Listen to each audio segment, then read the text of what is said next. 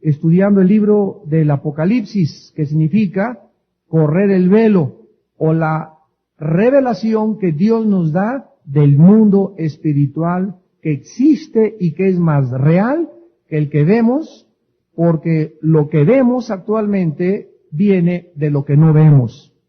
Así que, aunque nosotros, bajo el control de los 5 sentidos que actualmente tenemos, digamos, yo no puedo creer lo que no veo, lo que no oigo, lo que no palpo, lo que no siento, en un mundo empírico. El empirismo es la filosofía que dice que no cree lo que no ve, no cree lo que no oye, o sea, lo que los 5 sentidos no pueden abarcar, el ser humano no lo puede creer. La Biblia nos revela que sí existe algo que trasciende a nuestros 5 sentidos, el mundo espiritual, invisible y real.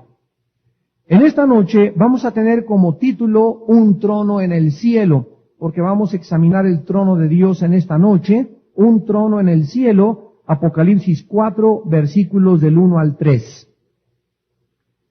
Después de esto miré, y he aquí una puerta abierta en el cielo, y la primera voz que oí, como de trompeta hablando conmigo, dijo: Sube acá, y yo te mostraré las cosas que sucederán después de estas. Y al instante yo estaba en el Espíritu, y he aquí un trono establecido en el cielo, y en el trono uno sentado. Y el aspecto del que estaba sentado era semejante a piedra de jaspe y de cornalina, y había alrededor del trono un arco iris semejante en aspecto a la esmeralda. Vamos a detenernos hasta acá en nuestra lectura y vamos a estudiar esta noche estos 3 versículos. No cabe duda que existe una fascinación sin precedentes en estos tiempos acerca de la vida después de esta vida. Cientos de libros, de programas, de videos han sido escritos que narran experiencias de personas que se murieron, que fueron al más allá, que vieron un túnel, que tuvieron una luz, y que inclusive muchos han afirmado haber tenido visitación de ángeles. Programas de televisión tratan de explorar la dimensión desconocida por el mundo acerca de la existencia después de esta vida, a través de, desgraciadamente, astrólogos, brujos, mediums, etcétera, etcétera. En contraste con todos estos mitos y estas narraciones fantasiosas y fascinantes, narrados por la mayoría de las personas que están involucradas casi todas en el ocultismo, la Biblia nos revela 2 experiencias en el Nuevo Testamento de 2 personas que fueron literalmente sacadas de sus cuerpos y que fueron llevadas y transportadas a la dimensión que le llaman desconocida y que la Biblia nos muestra como el tercer cielo. La Biblia nos enseña que hay 3 cielos: el cielo atmosférico, de la atmósfera hacia abajo, el cielo interespacial, el de los planetas, lo que se llama el cosmos, y el tercer cielo, donde se encuentran las habitaciones o los cuarteles generales de Dios. El apóstol Pablo, en 2 de Corintios 12, del 2 al 4, dice que él fue sacado de este mundo y llevado y transportado al tercer cielo. Con la única diferencia del apóstol Juan, que vamos a ver a continuación, que también fue sacado y llevado en el Espíritu al cielo, al apóstol Pablo se le prohibió hablar de las cosas que vio y de las cosas que oyó. Y cuando bajó del cielo a la tierra el apóstol Pablo, pasaron 15 años sin que él le contara a nadie que él había sido sacado de su cuerpo y llevado al tercer cielo. Y hasta que escribió su segunda carta a los Corintios, repito, 15 años después de su experiencia increíblemente espiritual, él entonces confiesa que fue sacado de su cuerpo, que visitó el tercer cielo, pero a que a nadie le podía contar lo que él había visto. Y para que él se mantuviera en un nivel equilibrado y estable espiritualmente, y no viniera la soberbia, y no se creyera algo especial, que yo entre todos los humanos se me apareció el ángel y fui al cielo y tengo visiones y soy profeta, le fue dado un aguijón en la carne. Este aguijón era un espíritu de Satanás para que le atormentara alguna enfermedad. La mayor parte de las gentes creen que era una enfermedad de los ojos, porque en el libro de los Gálatas dice, mirad con cuán grandes letras os escribo, pero cualquiera que fuera su enfermedad, eso era un contrapeso para que él se mantuviera equilibrado, estable en las cuestiones espirituales. Y el apóstol Juan dice en el versículo 1, después de esto miré y he aquí una puerta abierta en el cielo. Juan es sacado de su cuerpo y transportado al cielo mientras su cuerpo se queda en la isla de Patmos. El espíritu es sacado de su cuerpo y aquí nos damos cuenta que el espíritu humano puede salir de nuestro cuerpo y puede ser llevado a la dimensión espiritual sin que la persona se muera. En Santiago dice la Biblia que cuando el espíritu se separa y se corta, parecería como entre el espíritu y el cuerpo hay especie como un cordón umbilical o algo parecido al que tiene el bebé con la mamá, y que cuando sale del vientre del bebé se le corta el cordón umbilical y entonces el niño deja de existir en el líquido amniótico que tiene aquí la madre en la matriz, y en ese mundo que vivía durante 9 meses, el cordón umbilical le hace que comience a manifestarse en el otro mundo, que es el mundo físico, y desde que sale del vientre de la mamá, sale llorando. Entonces, el momento en que se corta el cordón, ya se rompe con su antigua vida y comienza a adherirse a la nueva vida. Entonces, el momento en que se separa el espíritu del cuerpo, definitivamente o se rompe algo que une a nuestro espíritu y nuestro cuerpo, la Biblia dice que sobreviene la muerte. Ahora, este registro del cielo que vamos a continuación a estudiar es el más completo y el más informativo de toda la Biblia. Es la única verdad que tú puedes saber cómo es realmente el cielo. Y a través de esta visión, los creyentes, todos nosotros, Dios nos da en esta noche el privilegio de saber con anticipación acerca del lugar donde pasaremos la eternidad y a quién vamos a ver. Dice el versículo 1, después de esto miré y he aquí una puerta abierta en el cielo. Y la primera voz que oí, como de trompeta, hablando conmigo, dijo, sube acá, y yo te mostraré las cosas que sucederán después de estas. La palabra después de esto, en el versículo 1, es la frase griega metatauta. Metatauta, que significa después de estas cosas. Y esto es algo que tenemos inmediatamente que cuestionarnos. Después de esto, miré una puerta en el cielo. La primera voz que oí como de trompeta hablando conmigo, cuando Juan dice, la primera voz que oí como de trompeta hablando conmigo, es la misma que él escuchó en el capítulo 1, ¿se acuerdan? Cuando Cristo se le aparece a Juan, dice que su voz era como de trompeta. Esa misma voz que le dijo a Juan mientras estaba en el cuerpo, yo soy el alfa y el omega, el que vivo y estuve muerto, no tengas temor, es la misma voz que le dice a Pablo desde el cielo, sube acá. Ahora, cuando dice Juan, sube acá y te mostraré las cosas que sucederán después de estas, ¿después de qué cosas? Bueno, de las cosas registradas que acabamos de estudiar en los capítulos 2 y 3 de Apocalipsis.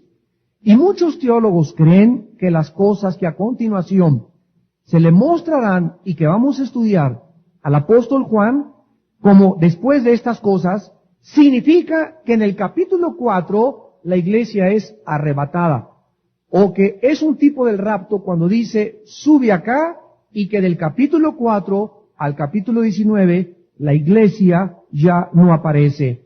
Esta teoría no puede ser. ¿Por qué? Porque millones de cristianos aparecen hasta en el capítulo 7, entre el 6º y el 7º sello, de toda lengua, de toda tribu, de toda nación, que de repente aparecen en el cielo y dice que no se podían contar, de todas partes del mundo, y esto nos muestra, ¿verdad?, que el arrebatamiento de la iglesia se lleva a cabo entre el 6º y el 7º sello, como lo vamos a ir cada día demostrando con muchos detalles. Estos cristianos que aparecen en el capítulo 7, saliendo de la gran tribulación, y otros más que serán perseguidos y asesinados por el anticristo, no podrían ellos vivir aquí en el mundo si no hubiera cristianos cuando el anticristo estuviera reinando. Ahora, todos estos cristianos que aparecen en el capítulo 7, ninguno de ellos, la Biblia dice que haya muerto como mártir. Los mártires aparecen en el cuarto sello, cuando dice Juan, vi las almas de los que habían sido muertos por causa de la palabra y por causa del testimonio que tenían. Pero los cristianos del capítulo 7 salieron de la tribulación, pero salieron, ¿verdad?, arrebatados. De ninguna otra forma se puede explicar que al mismo tiempo aparezcan millones de cristianos en el cielo en el momento en que el apóstol Juan se encontraba allá en el Espíritu. Pero de cualquier forma que suceda, vamos a continuar estudiando y a tener más información al respecto. Dice Juan que lo primero que vio fue una puerta abierta en el cielo. Y nos podríamos preguntar si hay una puerta literal en el cielo. Y esto lo vamos a comprobar en el libro de Hebreos,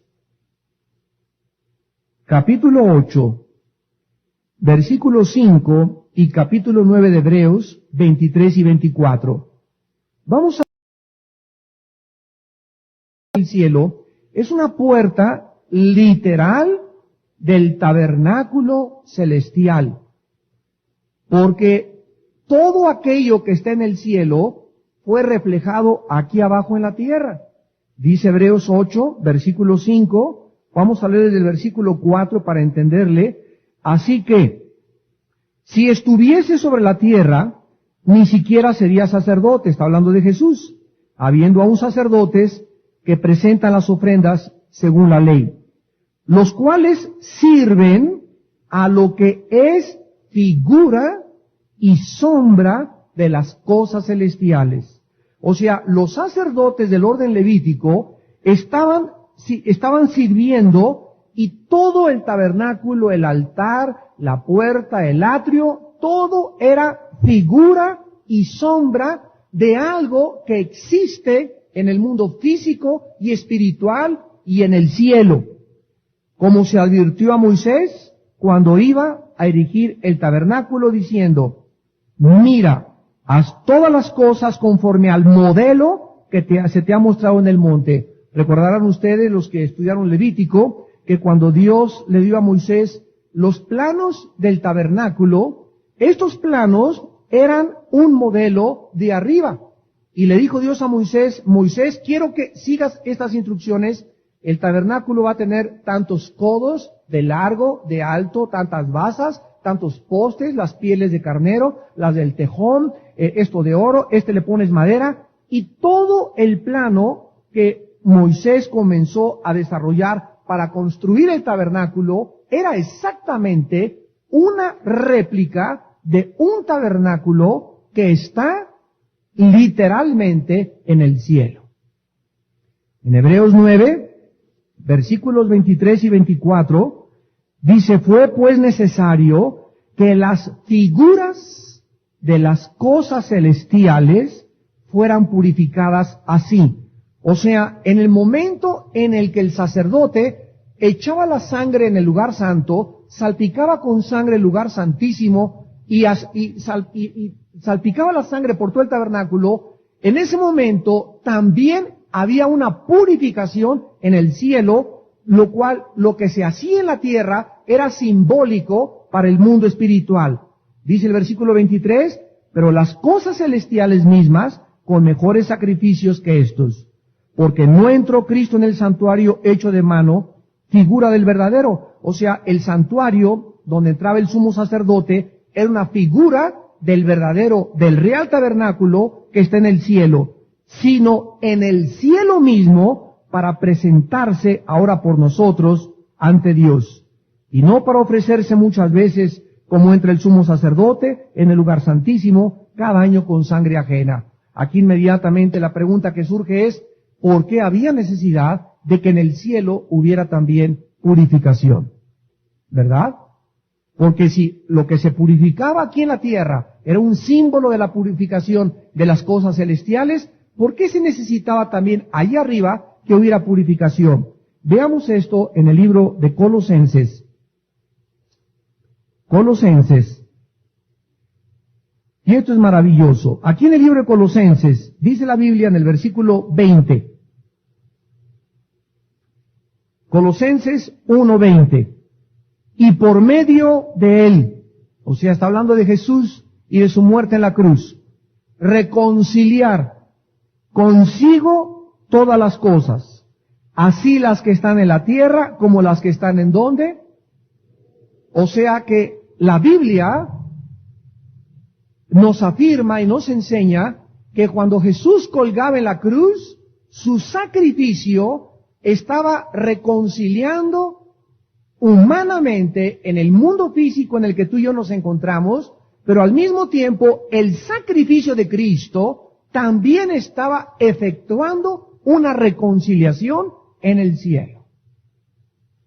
Y cuando nosotros estudiamos la caída de Satanás, descubrimos, ¿verdad?, que el universo entero, del tercer cielo hacia abajo, fue contaminado. Los astrónomos están seguros al ver Marte, Júpiter, Neptuno, todos los planetas aparecen como con cráteres, como si en alguna época hubieran sido bombardeados, la misma luna, todo, ¿verdad? La única cosa que se restauró fue el planeta Tierra. En Génesis 1, y dice el versículo 2, que la Tierra estaba caótica, en estado confuso, estaba en estado de vaciedad, y entonces Dios inicia la reconstrucción de este planeta, pero porque este planeta ya existía anteriormente, junto con el universo que vemos. Cuando dice en Génesis 1 que Dios le dijo al cielo y a la tierra, y a la luna y al sol, y entonces que se muevan las lumbreras, Dios no creó el cielo y la tierra, sino que hizo que comenzaran a alumbrar, porque el sol y la luna ya existían, antes de que nosotros pudiésemos verlas en movimiento y antes de que fuera el día y la noche. O sea, la Biblia enseña claramente que en este planeta había vida antes que nosotros. Por ahí tengo una serie que se llama El Mundo Preadámico. En el Centro Cívico muchos de ustedes lo estudiaron. A los que les interese, ahí están todos estos detalles. El Mundo Preadámico se llama la serie y es muy interesante examinarlo todo con mucho detalle.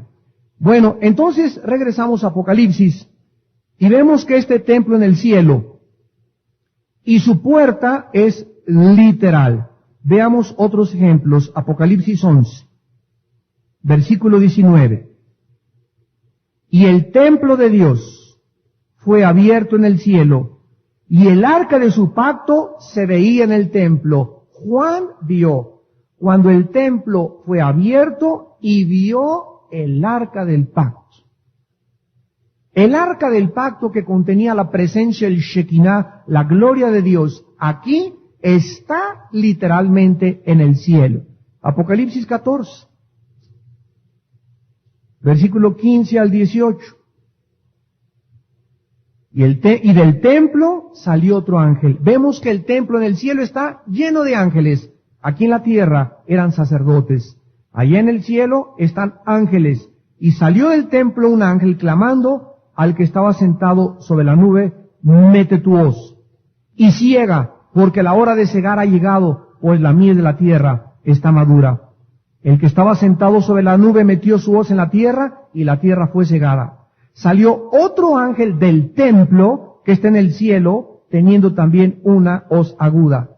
Y salió del altar otro ángel, miren ustedes, del templo salen ángeles, del altar salen ángeles, o sea, hay un altar en el cielo, hay un arca en el cielo, hay una puerta en el cielo, hay un templo en el cielo, que tenía poder sobre el fuego, y llamó a gran voz al que tenía la hoz aguda, diciendo: mete tu hoz aguda y vendime a los racimos de la tierra, porque sus uvas están maduras.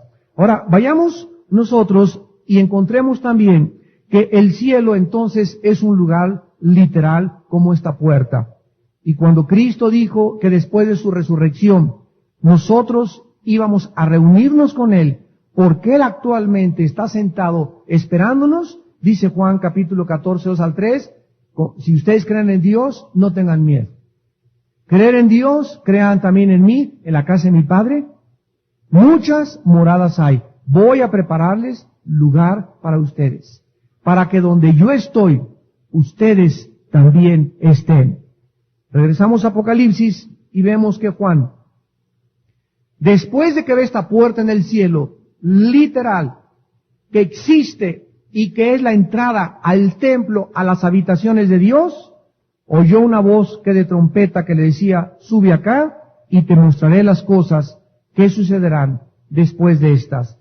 Versículo 2, al instante yo estaba en el Espíritu, y he aquí un trono establecido en el cielo, y en el trono uno sentado. Lo primero que Juan ve es un trono. En la construcción gramatical original en el griego dice un trono establecido, un trono que estaba siendo colocado.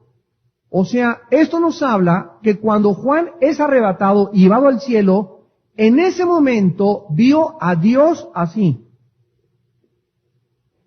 En el instante en que él se sentaba en su trono. Porque esto implica o nos habla de un retrato de un juez o de un magistrado que entra a una corte judicial para sentarse e iniciar el juicio y la sentencia del acusado. O sea, en ese momento vemos a Dios que está sentándose en su trono, y este trono que estamos nosotros estudiando en esta noche es el trono del juicio de Dios. Vamos a ver en Salmo 11, versículo 4, que el salmista habló del trono de Dios, diciendo, Jehová está en su santo templo, Jehová tiene en el cielo su trono. En Primera de Reyes 22, versículo 19, dice la Biblia, entonces él dijo, oye pues, palabra de Jehová. Yo vi a Jehová sentado en su trono, y todo el ejército de los cielos estaba junto a él, a su derecha y a su izquierda. En el libro de Daniel, vayamos a Daniel, los voy a esperar para que lleguen a Daniel, capítulo 7, esto es muy importante, Daniel 7, versículo 9 al 10. Daniel 7, del 9 al 10, estuve mirando hasta que fueron puestos tronos. Daniel tiene la misma visión que el apóstol Juan. Noten, fueron puestos, no estaban. Estuve mirando hasta, o sea, Juan estaba mirando, y en la construcción y semejante, y de igual manera en el hebreo, dice, estuve mirando hasta, o sea, Juan estaba así, y no había nada. Hasta, o sea, pasaron tal vez segundos, o pasaron minutos, no sabemos, hasta que entonces no había tronos, fueron colocados tronos. Cuando Juan estaba, Daniel estaba viendo, y cuando Juan estaba viendo cómo se comenzaba a poner una corte en el cielo, donde llegaba el Padre y se sentaba, y comenzaban a ser puestos los tronos. Estos tronos no estaban antes. Y dice, y se sentó un anciano. Dice en Daniel, no dice, vi un trono donde estaba sentado, sino que fueron colocados los tronos, y entonces llegó un anciano de días, y se sentó, cuyo vestido era blanco como la nieve, el pelo de su cabeza como lana limpia, su trono llama de fuego, las ruedas del mismo fuego ardiente, un río de fuego procedía y salía de delante de él, millares de millares le servían, millones de millones asistían delante de él, el juez se sentó y los libros fueron abiertos. Vemos que la misma visión que tiene el apóstol Juan la tuvo 650 años antes Daniel, porque Daniel existió y murió 650 años antes que el apóstol Juan. Ahora, regresamos a Apocalipsis y vemos nosotros que de acuerdo al capítulo 21 de Apocalipsis, Apocalipsis 21, versículo 22, la nueva Jerusalén, que estará aquí abajo, no tendrá templo. Dice Apocalipsis 21, 22, y no vi en ella templo. ¿Dónde está el templo? En el cielo. Pero aquí abajo, ya el templo no existirá, porque el Señor Dios Todopoderoso es el templo de ella y el Cordero. Actualmente, el templo desapareció con la resurrección de Cristo. Antes de Cristo existía el templo. Cristo resucita y aquí abajo desapareció el templo, porque ahora nosotros somos el templo de Dios. 1 Corintios 6, 19 y 20. ¿No sabéis que vuestros cuerpos son el templo? Hechos 17, Dios no habita en templos hechos por manos humanas. Entonces, ¿qué significa la palabra templo del griego naos? Con N significa la habitación de Dios, la permanencia o la presencia de Dios. Síganme con cuidado. Cuando Adán y Eva estaban en el huerto del Edén, las palabras hebreas tienen 4, 5, 7, 8 significados, dependiendo el contexto. La palabra Edén, apúntala, significa lugar específico o geográfico. Edén significa presencia. Edén significa relación. Todas estas palabras significan la palabra Edén en el hebreo. Pero la más importante es presencia y lugar. O sea que cuando Adán y Eva estaban en el Edén, significa que estaban en la presencia de Dios. Cuando Adán y Eva fueron sacados del Edén, ¿de qué fueron sacados? De la presencia de Dios. Y Adán y Eva, cuando fueron sacados de la presencia de Dios, les comenzaron a enseñar a sus hijos, estamos seguros que esto les enseñaron, por favor, hijos, nietos, traten por todas las formas de regresar a la presencia de Dios. Cuando Adán y Eva estaban en la presencia de Dios, trabajaban, pero no había sudor en el trabajo de Adán. Cuando Adán y Eva estaban en la presencia de Dios, no había dolor, no había sufrimiento, no había intranquilidad. Cuando fueron sacados de la presencia de Dios, vino entonces la maldición y comenzaron a trabajar, pero ahora había sudor en el trabajo. Ahora había dolor, ahora había intranquilidad, porque solo en la presencia de Dios hay descanso, solo en la presencia de Dios, cuando dijo Dios, fructifiquen, les dijo que fructificaran en su presencia. Si tú te sales de la presencia de Dios, pierdes lo fructífero. Si tú te sales de la presencia de Dios, pierdes el rumbo, pierdes la dirección.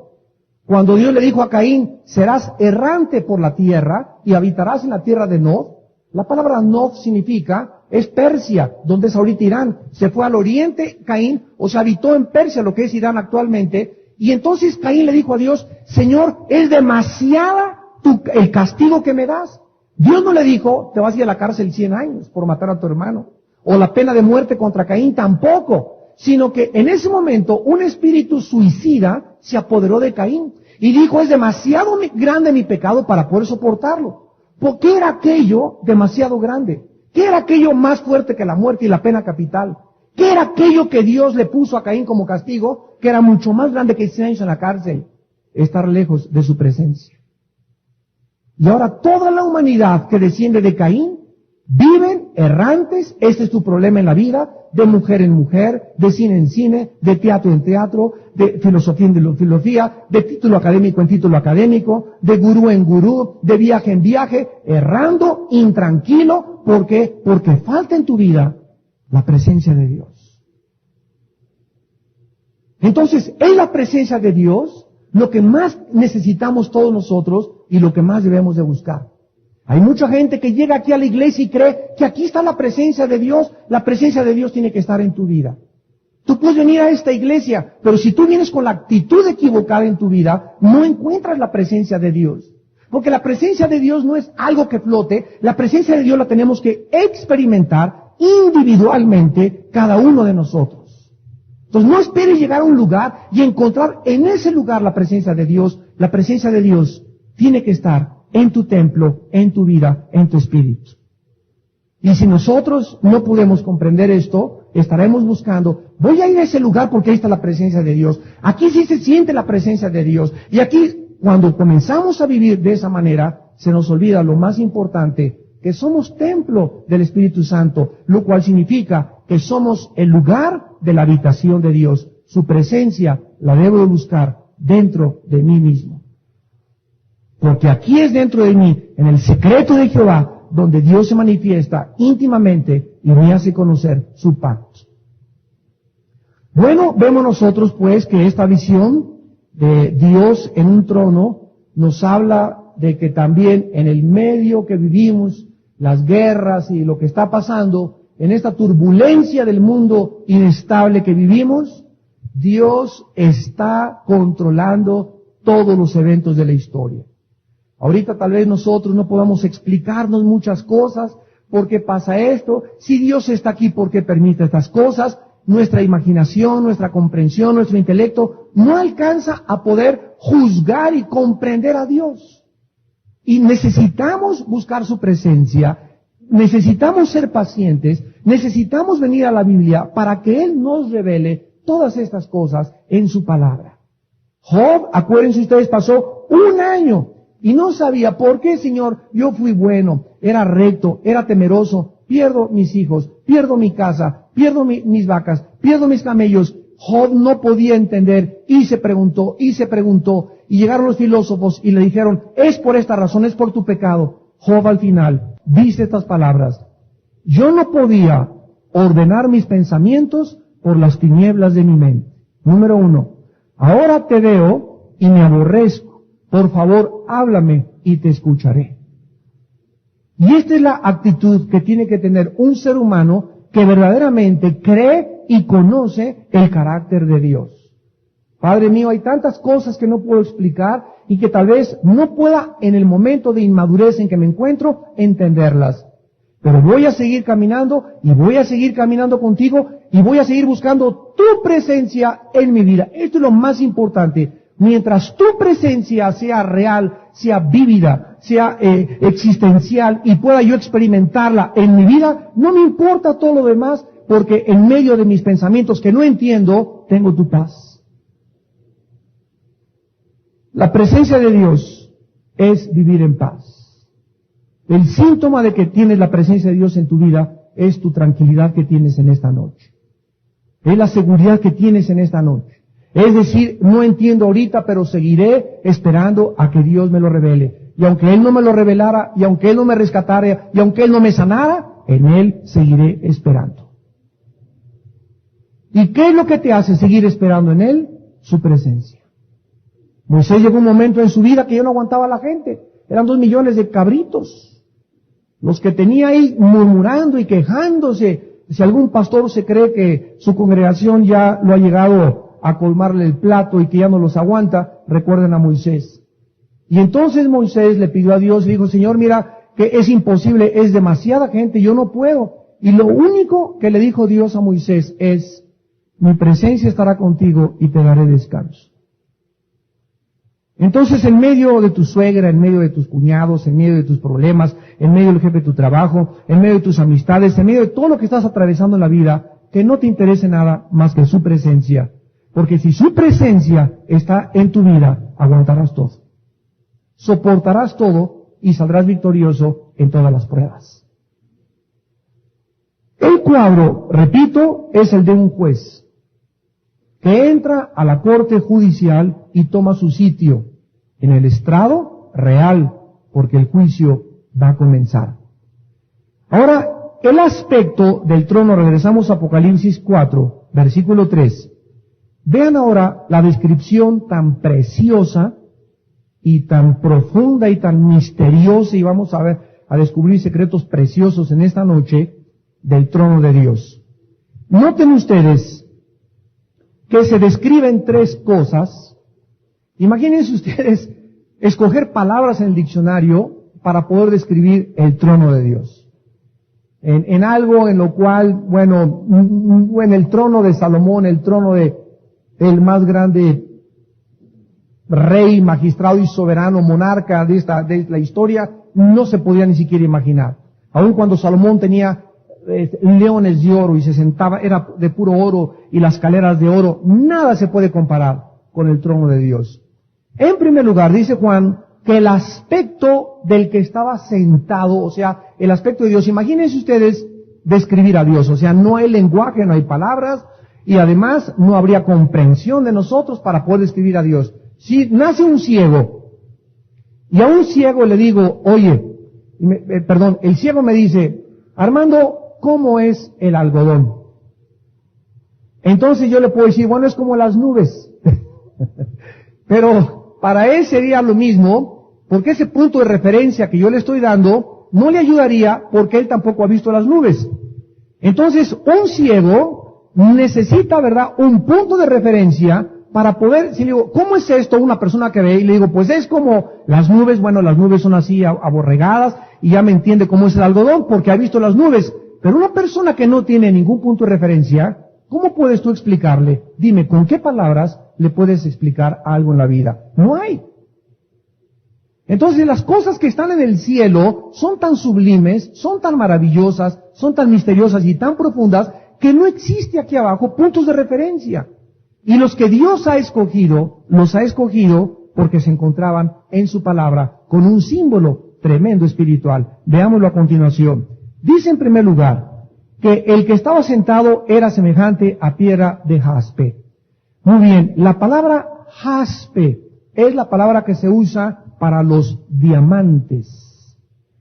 Es la palabra que se usa para el diamante, ¿verdad? Es lo que conocemos actualmente como un diamante, que es diáfano, es transparente, es cristalino, es maravilloso, ¿verdad? El diamante es una de las piedras preciosas más maravillosas que existen. Y la palabra cornalina, que viene del griego sardine o sardius, es de color rojizo y es lo que conocemos actualmente como los rubíes. Entonces, el jaspe es el diamante, la cornalina es el rubí. Vemos nosotros aquí que estas dos piedras, vayamos a Éxodo 28, vamos a comenzar nuestra investigación, Éxodo 28, y vamos a ver que estas dos piedras, increíblemente, aparecen en el pectoral del sumo sacerdote en el Antiguo Testamento. Éxodo 28, versículo 15 al 20. Leámoslo con cuidado. Éxodo 28, del 15 al 20. Harás asimismo el pectoral. El pectoral era un chaleco. Aquí enfrente un chaleco que se lo colgaba por atrás, se lo amarraba el sumo sacerdote. Harás el pectoral del juicio de obra primorosa, lo harás conforme a la obra del efod de oro, azul, púrpura, carmesí, lino torcido. Será cuadrado y doble, de 1 palmo de largo y 1 palmo de ancho. Lo llenarás de pedrería en 4 hileras, o sea, el sacerdote tenía aquí 4, 4 y 4. Eran 12 piedras preciosas las que el sacerdote tenía en su pectoral. Y dice la Biblia que la primera piedra era sárdica. Y esta piedra, ¿verdad?, es la que encontramos en el Nuevo Testamento con la palabra cornalina, que viene de sardine o de sardino, que es de color rojizo. Un topacio, un carbunclo, la segunda hilera, esmeralda, zafiro, un diamante. La tercera hilera, un jacinto, una ágata, una amatista. La cuarta hilera, un berilo, un ónice y un jaspe. La primera, vean con mucho cuidado, la primera piedra y la última piedra, la primera y la última, el alfa y la omega, lo primero y lo último, eran las dos piedras que vio Juan en el trono de Dios, reflejando el aspecto de Dios. El jaspe, el diamante y la cornalina. Era la primera y la última piedra del pectoral del sacerdote, representando al primer hijo de Jacob, que era Rubén, y representando a Benjamín, que era el último de los 12 hijos de Jacob, porque las 4 hileras de piedra representaban a las 12 tribus de Israel. Cuando el sacerdote entraba al lugar santísimo delante de Dios, llevaba ese pectoral, simbolizando que al entrar a la presencia de Dios, a él lo acompañaban y él representaba en sus pectorales, en las 12 piedras, a las 12 tribus de Israel. Ahora, ojo, la palabra Rubén significa, he aquí, un hijo. La primera piedra. Y Benjamín significa, hijo de mi mano derecha. Vemos nosotros, pues, que el primero y el último, con sus nombres, significa, he aquí, el Hijo a la diestra de Dios. A ver si nos empachan en esta noche. Pero vemos nosotros, ¿verdad?, que no solamente representa el primero y el último, Rubén, con las traducciones de cada nombre, he aquí, sino que también representa el Alfa y la Omega. Dios es representado en el cielo a través de estas dos piedras como el primero y como el último, y mandándonos las dos piedras un mensaje codificado que solo entendemos los cristianos. He aquí el Hijo a mi diestra.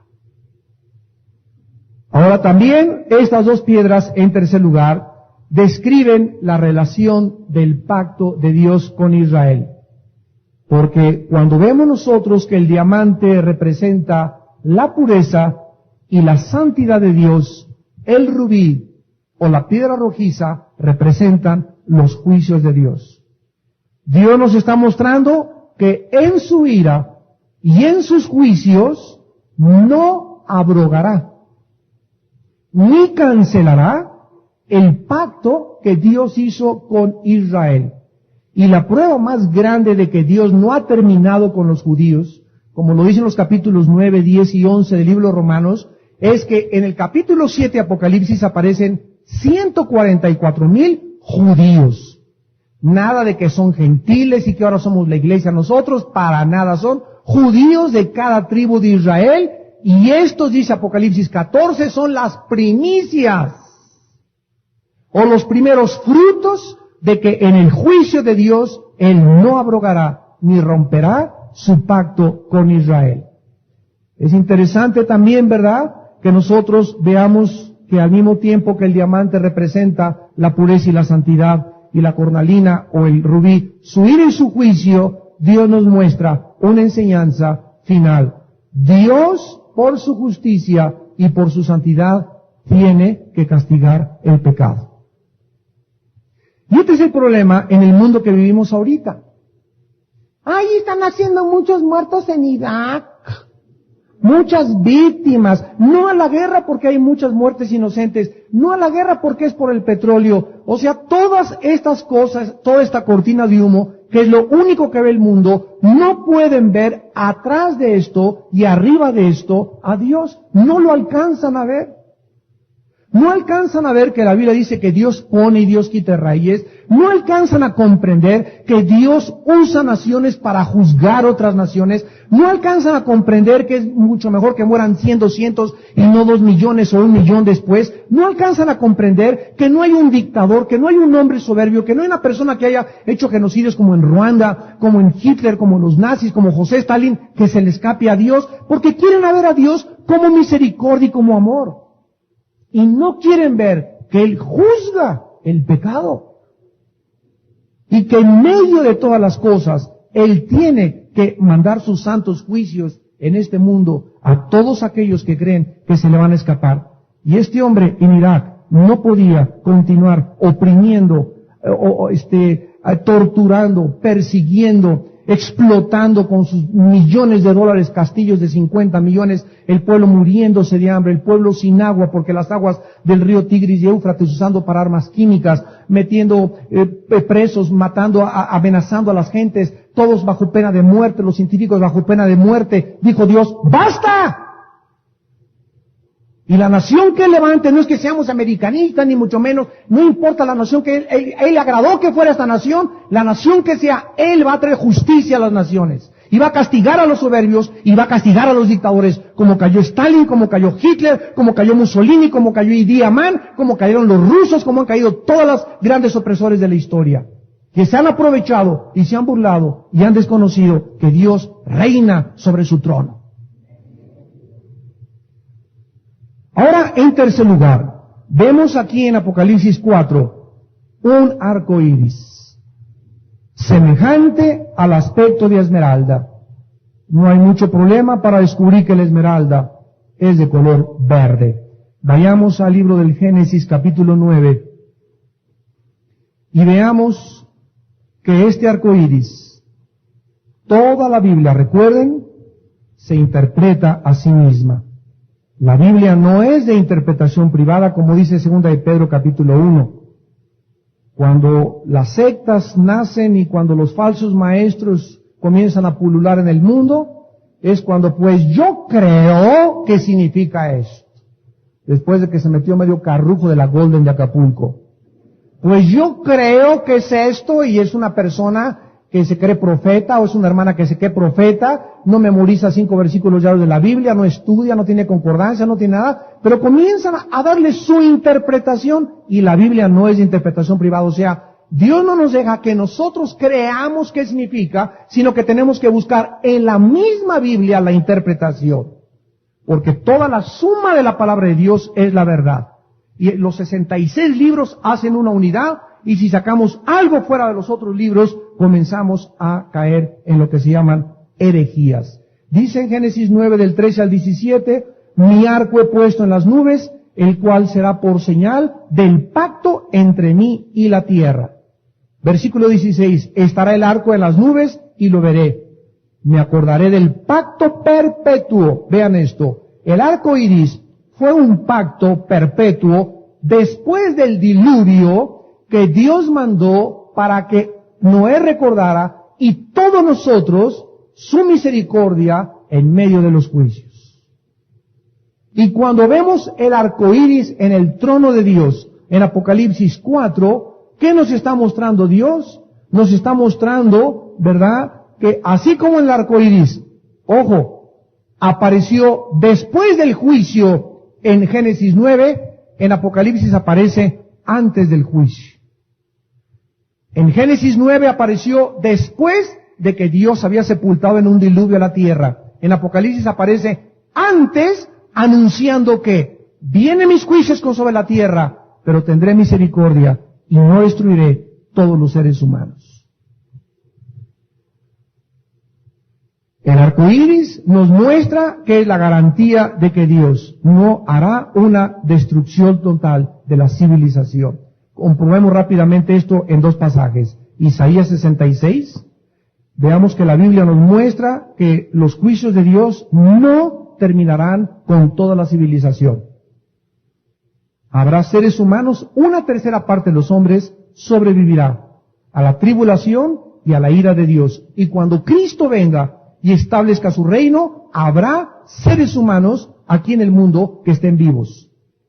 Isaías 66, versículo 19 y 20. Y pondré entre ellos señal, y enviaré de los escapados de ellos a las naciones, a Tarsis, Fud, Lud, que disparan arco, a Tubal y a Javán, a las costas lejanas que no oyeron de mí, ni vieron mi gloria, y publicarán mi gloria entre las naciones. Traerán a todos vuestros hermanos de entre todas las naciones por ofrenda a Jehová en caballos, en carros, en literas, en mulos. En ese tiempo, acuérdense, cuando venga Cristo, no volverá a haber coches, ni motocicletas, ni aviones, ni barcos, ni nada. Montaremos otra vez en caballos, en literas, en mulo, y vendrán a mi santo monte en Jerusalén, dice Jehová, al modo que lo hicieron los hijos de Israel. Traen la ofrenda en utensilios limpios a la casa de Jehová. Ahora vayamos a Zacarías. Zacarías está antes de Malaquías, capítulo 14, versículo 16. Zacarías 14, 16. Y todos los que sobrevivieren de las naciones que vinieron contra Jerusalén, subirán de año en año para adorar al Rey, a Jehová de los ejércitos, y a celebrar la fiesta de los tabernáculos. 1/3 parte de la humanidad sobrevivirá a la Tercera Guerra Mundial, a la batalla del Armagedón. Y serán las personas, tal vez los beduinos que andan allá en las montañas de Arabia, allá tal vez aquí hay algunos allá, todavía zapotecos ahí en Oaxaca, indígenas en las sierras, y nosotros vamos a ir a todos estos lugares en el mundo, de todas estas tribus y todas estas personas escondidas que nunca oyeron ni de la Biblia ni de Cristo, y los vamos a invitar a que vayan a Jerusalén a conocer a Jehová, el Rey de los ejércitos. No cabe duda, pues, de que el trono de Dios es el centro de la actividad de todo el libro de Apocalipsis. Si los santos, sin sus cuerpos, los vamos a ver en el Apocalipsis, pueden ser vestidos y existir en forma espiritual y ser confinados a un lugar literal. Y si los espíritus pueden también ser confinados a cárceles, hay demonios que están encarcelados y son espíritus. Si Miguel, que es espíritu, puede luchar contra los ángeles de Satanás cuerpo a cuerpo, y hay guerra en el mundo espiritual, y el Tártaros y el abismo y las prisiones son literales y físicas, parece también razonable y comprensible que Dios, como espíritu, pueda también sentarse en un trono literal. Y este trono está listo para que el Señor se siente en él. Y cuando el Señor se siente y se han puesto los tronos, como lo vamos a ver, y el consejo de Dios, que son los 24 ancianos que gobiernan a los ángeles, comiencen a sentarse como el Sanedrín juzgaba a Israel y los ancianos juzgaban a Israel, es cuando van a comenzar a caer uno por uno los juicios de Dios. Y antes de que todo esto suceda, Dios le habló a las 7 iglesias. Antes de que comiencen a caer los juicios, Dios va a hablarle muy fuerte a su iglesia. Y creo con todo mi corazón que estamos en este tiempo de principio de dolores, donde estamos oyendo de guerras, rumores de guerras, pestes, hambres, terremotos. Mirad que no os turbéis, porque es necesario que haya y se multipliquen las guerras. Y aunque tú andes allá en la calle, písanlo no a la guerra, las habrá. Y aunque tú písanlo y que no haya anticristo, que no haya tribulación, cuando nosotros pedimos cosas que están en contra de la Biblia, estás pidiendo al aire. Dios nos pide solamente algo, que pidamos por la paz de Jerusalén, nada más.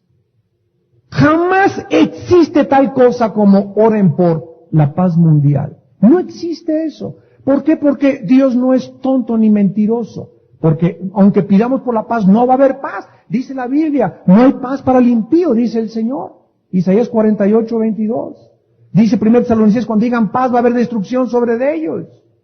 Entonces, ¿cómo puede el mundo pedir por la paz mundial cuando no puede haber paz? ¿Por qué no puede haber paz? Porque el hombre no quiere hacer antes la paz con Dios. Para que haya paz y no haya nación, qué lindo sería que las Naciones Unidas se juntaran todas, y a los dictadores, fuera dictadores, a las naciones que tengan hambre, nos juntamos todos a solucionar el hambre, y las Naciones Unidas pudieran realmente ser la respuesta a los problemas del mundo. ¿Por qué no es posible esto? ¿Por qué no se pueden poner de acuerdo? Y como dijo Teofilito, ni se pondrán.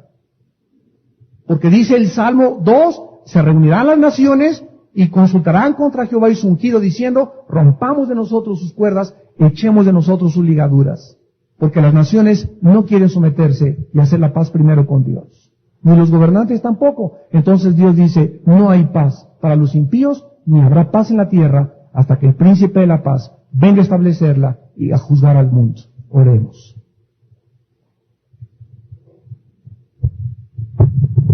Padre, te damos gracias porque estás sentado en un trono soberano,